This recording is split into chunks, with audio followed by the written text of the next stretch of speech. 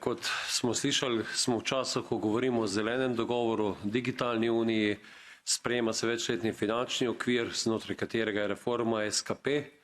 Na nekaj stavkih imamo manj denarja za kmetijstvo in razvoj podeželja, dvigujemo okoljske zahteve še druge in kmete je upravičeno strah, kako naprej. V okviru iniciative Pametne vasi poskušamo iskati rešitve, kako z modernizacijo kmetijstva, kot je precizno kmetijstvo, kratke verige, izpostaviti dodatno delovno mesto in zaslužek na kmetijah, hkrati pa tudi turizem, dopolnilna dejavnost, skrb za starejšo populacijo, odgovori na področje energetike, mobilnosti, e-zdravja.